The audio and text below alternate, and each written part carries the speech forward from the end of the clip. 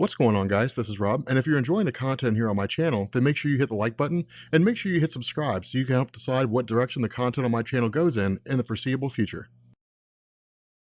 Okay, so picking up with the second part of the secret origin of Tony Stark, really Stark's origin, the recorder and what's really going on with the motivations of Recorder 451. And what we end up finding out here is that following the birth of Tony Stark, they effectively call it a day. Like the recorder's just kind of like, okay, he takes off and that's really it. I mean, because his job's done. And it's really kind of cool here because with everything that's happened, the question of Howard and Maria Stark is what do we do now? It's really kind of cool because I feel like that's the question that almost every parent asks, and I think that's one of the things that makes, parenting pretty exciting. But the whole idea here, at least from what Recorder 451 tells Tony Stark, is that he was engineered for a particular purpose. And the purpose was to basically pilot something called the God Killer armor. Now, the God Killer armor is a really, really cool concept because it's basically like anti-celestial tech. But the reason why is because of the fact that, remember, Recorder 451 looked around and basically said, people are going to become jealous of the Earth, they're going to become concerned about the Earth, but because of all the inhabitants, because the superpowered beings that exist here, the Earth could one day become a beacon of peace in the universe. Now, we know that just by way of like Jonathan Hickman's Fantastic Four, that Avengers World will be formed. Avengers World will happen, but we're given this cool bit of history about the Marvel Universe. Now, something else is going on, and in fact, we'll actually cover this in our story about the Ultimates, when we basically get to a retcon of the universe. Ultimates is basically retelling this entire origin story. When it comes to the whole concept of the God Killer armor,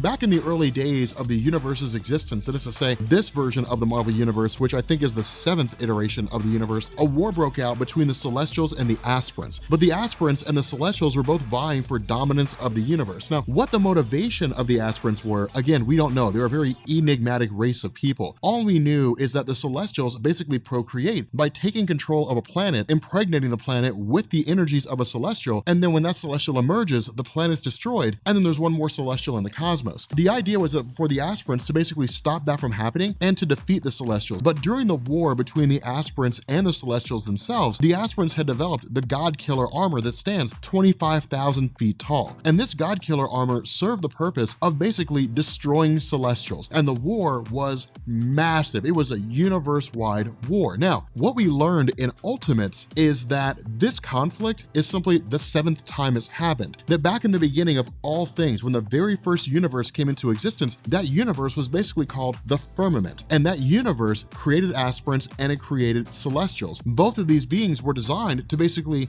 view the first firmament as being, kind of like an all-encompassing entity. That is to say, they basically worshipped it. The problem is that some of these beings, namely the Celestials, began to operate with autonomy, which is to say they basically broke away from the influence of the first firmament and became their own beings. And so because of this, the war between the Celestials and the Aspirants was actually a war between those who were loyal to the first firmament and those who were not. And so because of this, the Celestials basically won. The first firmament was pushed to the brink of all existence, and the cycle repeated itself each time the universe took form. So each time the universe collapsed and a new one was born, the entire cycle repeated all over again. The exception to this is that the first firmament existed outside of all space and time and outside of the main universe itself, and just watch the multiverse collapse and be reborn 6 or 7 times, leading up to the formation of the all-new, all-different Marvel Universe following the events of Secret Wars. And so, of course, what we find out is that with Tony Stark being here, with Recorder 451 still maintaining control of his suit of armor, what happened is that when Recorder 451 went to the planet Voldy, led Tony Stark there, and then stole the heart of the Voldy, the reason for that is because of the fact that the heart was needed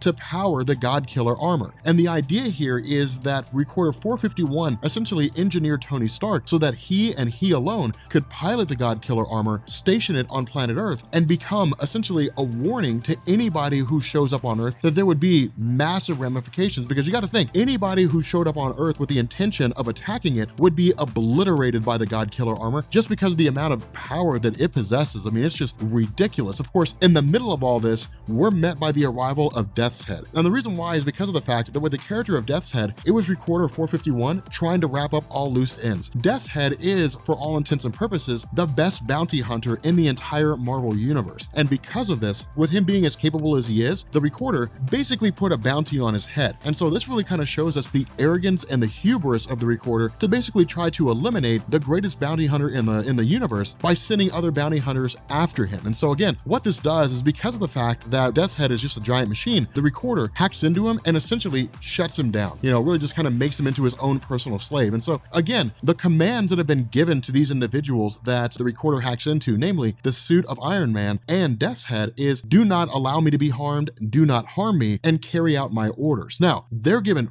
free will to do anything they want to, but if Tony Stark tried to kill Recorder 451, the suit wouldn't let him. If Death's Head tried to kill Recorder 451, his body wouldn't let him, but he still maintains his own mind, he still maintains his own intelligence and his own thoughts and desires, and even free speech. He just can't kill Recorder 451 and has to follow all of his orders. And so because of this, Tony Stark's required to think fast. Now, because of the fact that the suit itself responds to Tony Stark as much as it responds to Pepper Potts, it's really kind of like a redundant system. If the Pepper AI essentially becomes corrupted, Tony Stark can basically purge it and then operate the suit on his own. And that's exactly what he does. Of course, the Pepper AI pretty much kind of goes with this idea as well, because it's the only way to save what it is that's happening. But Stark essentially shuts down the suit and then just runs, and that's it. So at this point, he's really just kind of stuck on his feet. But the funny thing about this is that when Death's Head had shown up and had basically fought on behalf of Tony Stark, even for only a moment, he made reference to the fact that Tony Stark's own weapon systems had followed him there. Now, the reason why was because with the Pepper AI basically taken over by Recorder 451, the AI was still able to function and use all of its normal resources. And so what it basically did is it realized, if Recorder 451 hacked into me,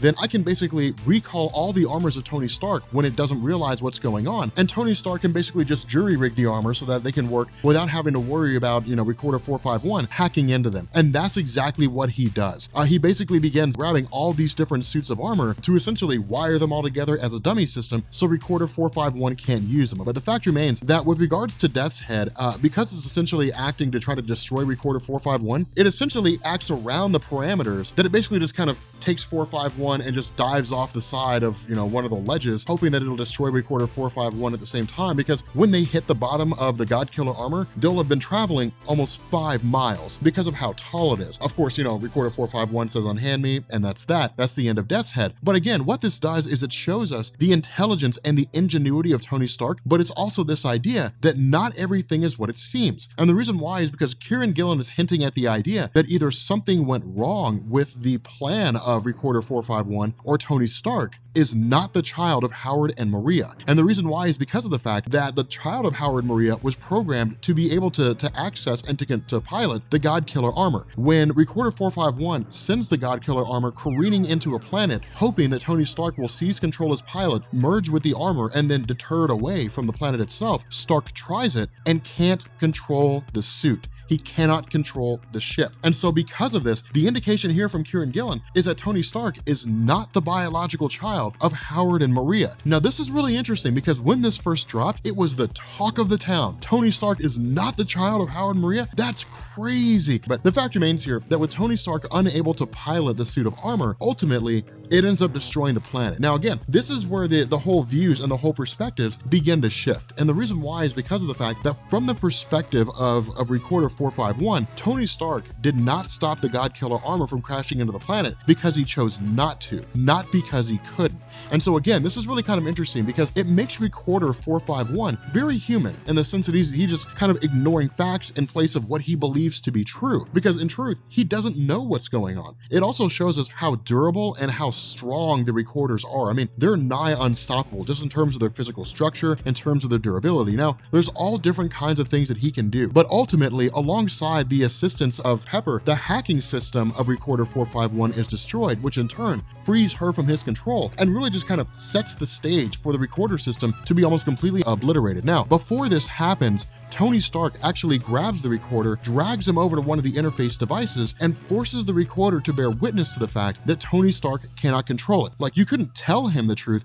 you had to make him see the truth. With the Recorder basically realizing that Tony Stark is not the child of Howard and Maria, the question question becomes, then who is? Who is the child of Howard and Maria? Now, at this point for the recorder, it doesn't matter. I mean, his life is basically done. I mean, it's really just kind of over. And so because of the fact that he says, look, I acted in what I thought was the best interest, only for me to find out that I basically screwed up, my purpose is null, it essentially just kind of deletes itself. And so because of that, Tony Stark really has no way out. I mean, the doors are sealed. Sure, the God Killer armor is sent away from the planet Earth, but it's also told by the recorder to begin the process of jumping to another dimension, to jump to another reality, and it'll take Tony Stark with it if Stark's not able to get out. And so again, building on this intelligence of Tony Stark, of course, he ends up grabbing the recorder and then hooking up his hacking system and breaking himself free. That's really it. It just kind of gets him out as fast as he possibly can, and then they basically just bail out. But something else that I also want you to notice here is the idea of a Dyson Sphere. When the God Killer armor was first introduced as part of this story, it was basically hidden away from all things in existence inside of a Dyson Sphere. Of course, the Dyson Sphere serving the purpose, or serving multiple purposes, of being able to like absorb solar energy, you know, built around a star, that kind of thing. But it was designed for the purpose of keeping the God Killer armor hidden. The reason why this matters is because this is yet another instance when Hickman will reach into existing stories from the Iron Man comics and the Captain America comics and so on, and roll them over into incursions and everything. When the Infinity Gauntlet, when the gems shattered and they weren't able to use a gauntlet anymore,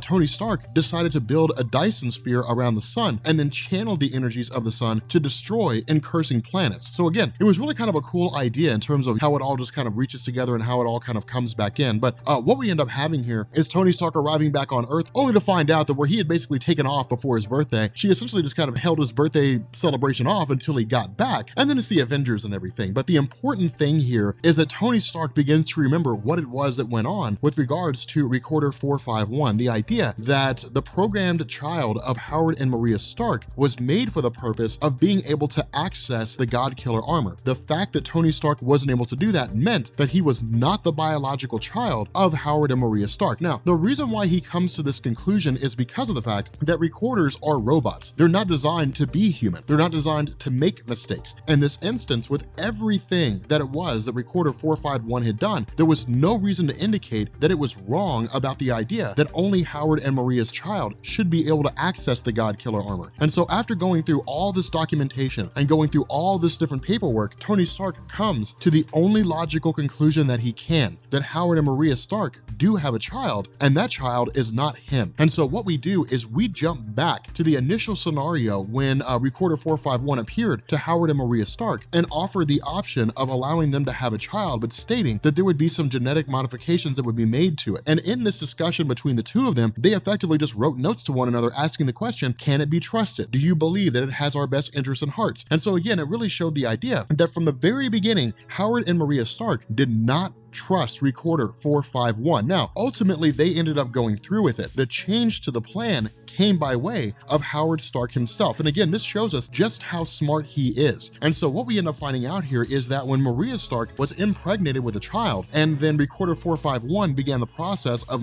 genetically modifying that child, Howard began to go through with all the notes that he was given by Recorder 451 and began meddling around and investigating in terms of what was happening, and found a hidden line of code that was basically designed for the purpose of killing the child of Howard Maria Stark when it was around 30, when it was in his 30s, maybe close to 40. And so it was basically a suicide gene. Now, we know by virtue of reading the story, the gene was created by Recorder 451 so that it would be able to grab the child of Howard Maria Stark, whisk it off to the God Killer armor, make it part of the God Killer armor, presumably infusing its mind with the armor itself, making it a pilot, and then its physical body would just shut down. So there would be nothing left but the mind stuck inside the God Killer armor. What Howard did is he basically created a serum of sorts that would disrupt this gene. Now, the crazy thing about this is he does not tell his wife. He does not tell Maria Stark about what's going on, but it's not because he doesn't trust her. He does it because of the fact that Recorder 451 kept extremely close tabs on Maria Stark, because of the fact that the future of all the Recorder's plans hinged on this child being born happy and healthy. And so what ends up happening here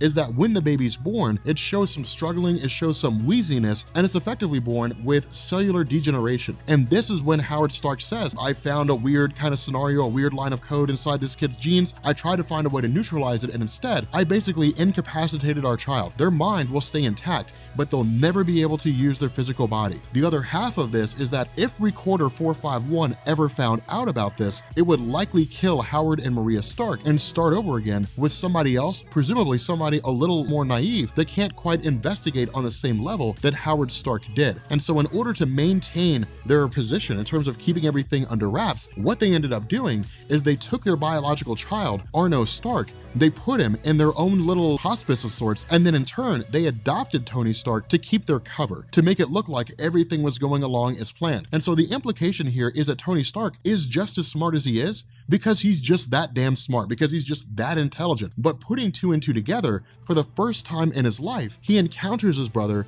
Arno Stark. And this is so cool because Arno's first, really statement to him is, just so you know, I would have worked it out like a decade ago.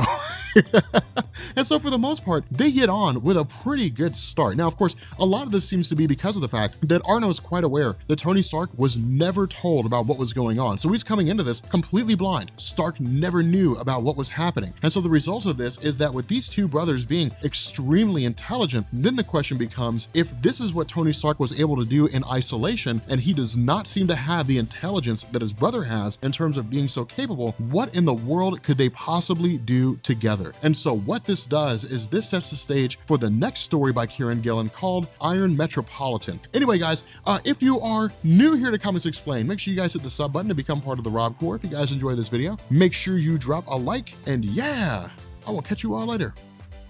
Peace.